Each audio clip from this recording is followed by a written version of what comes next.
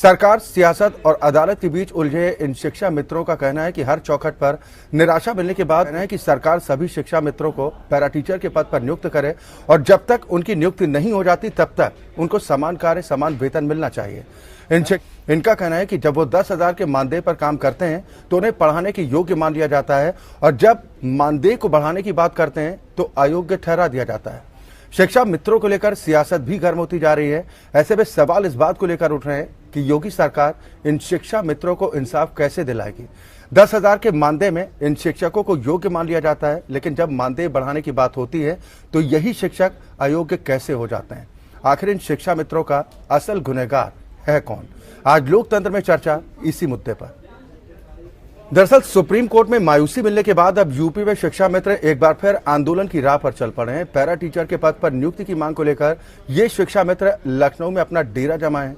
काफी दिनों से हड़ताल कर रहे ये शिक्षा मित्र अब आर पार की लड़ाई के मूड में हैं। सवाल यह है कि इन लोगों को इंसाफ कैसे मिलेगा। अनशन पर बैठे हुए हैं।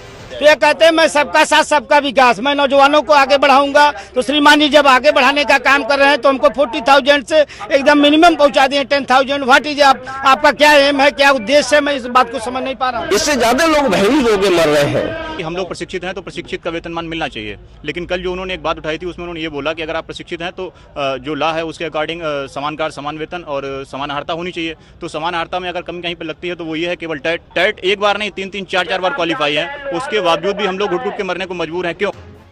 शिक्षा मित्रों के जीवन के साथ क्या खिलवाड़ की इन लोगों ने, बीजेपी के लोगों ने, बताओ।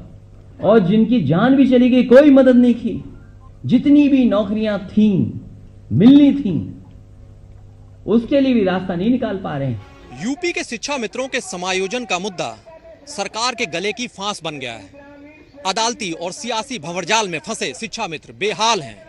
इनके मसले का माकूल हल कैसे निकले, ये बन गया है यक्ष प्रश्न, जिसके जवाब का इंतजार हर खासो आम को। जरूर है कि पूरी जो समस्या है, इसकी जो सृष्टा है वो समाजवादी पार्टी और बसपा सरकारें रही, जो यूथ को वोट माना, वोट मान के इनकी भावनाओं से खेला, कानून की को दबा करके और ये सारी समस्या को सृजित किया।